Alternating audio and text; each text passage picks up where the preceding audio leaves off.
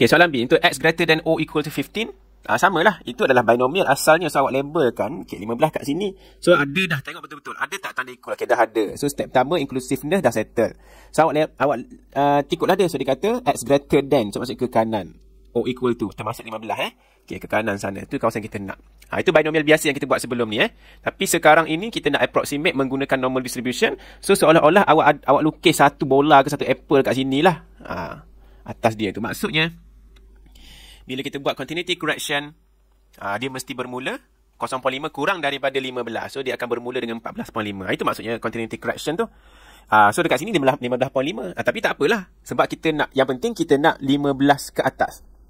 15 ke atas. Apple tu 15. So, Apple tu 15. Ni 15. So, sebenarnya Apple tu bermula dari 14.5 lagi. Itulah kalau awak nak senang faham macam tu lah. Apple tu bukan bermula dekat center je. Dekat tepi ni pun orang panggil Apple juga. So, dia bermula dengan 14.5. Sebab tu dia tulis X greater than or equal to 15. Sekarang dah jadi X greater than 14.5.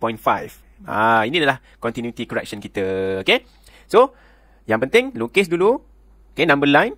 Pastikan ada equal supaya ada tag lalat tu. Tengok anak panah dia ke mana, ke kanan. Dan awak lukis Apple. Apple tu bermula dari 14.5. So, 14.5 ke atas. Gitu So, bila kita dah settle inclusiveness, okay, inclusiveness yang kat sini lah. So, kita dah settle continuity correction juga menggunakan number line ni. And then the rest hanyalah guna standardized yang biasa, the standard normal. Awak tukar daripada X menjadi Z. And then yang ni awak tolak dengan mu divided by its standard deviation. Yang lain semuanya tak berubah dengan yang sebelum ni, yang normal distribution biasa punya cara itulah.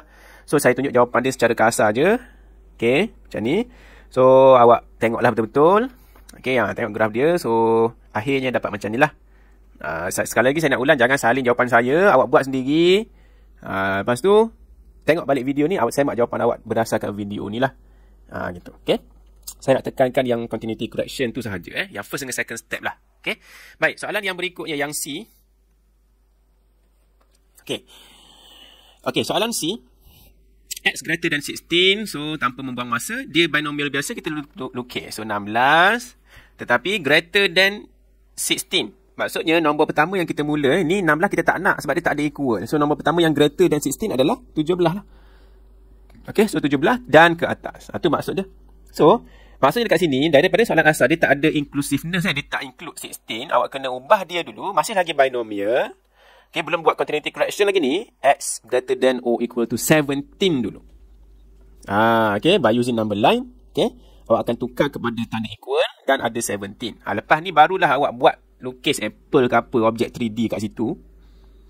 Okay, dan awak tahu, oh dekat sini kita kena ada correction sikit. Kita kena tolak. So 17 tu tolak dengan 0.5.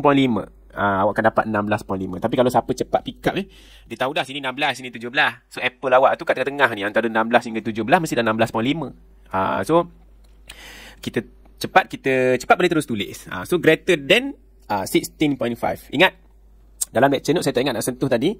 Tanda equal dah tak ada tanda equal dah tak ada So X greater than 16.5. So tanda equal awak delete lah tanda. Kalau dalam note awak dah ada dia punya second ataupun third line tu, awak delete lah Yang ni saya takut dalam note tu dia tak delete lagi dia punya tanda equal tu dia tak ada dah equal. Selepas pada yang kita jadi inclusiveness tu, bila dah tukar guna continuity correction tu, dia tak ada dah tanda equal Okay. So jawapan untuk soalan C, okay, macam ni lah. Nanti awak check. Okay, dan D sama juga. Okay, 17. Okay, tengok betul-betul dia dah ada equal dan ke kiri. So saya tak lalatkan ke kiri. So saya pun lukis kat tak lalat saya tu, saya lukis apa, tak kisahlah apa bentuk pun.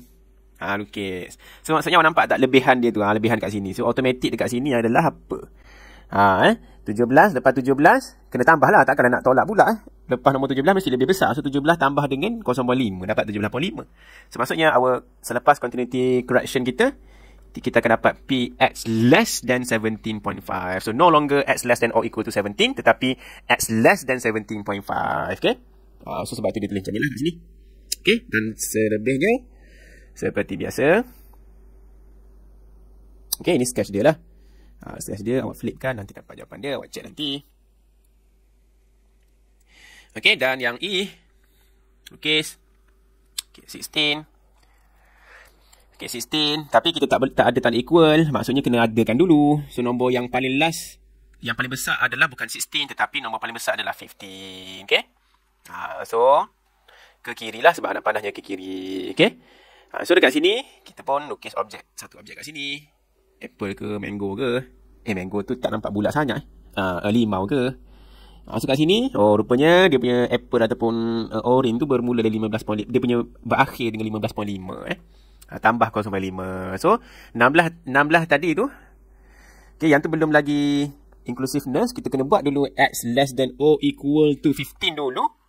Lepas tu barulah awak buat diagram yang apple tu. Tengok dia stop dekat mana. Dia punya apple ataupun orange tadi tu, dia stop dekat 15.5 paling akhir. So dekat sini barulah kita buat continuity correction dia. So 15.5. So sini tak ada dah tanda equal. Okay, so sebab tu dia buat macam ni.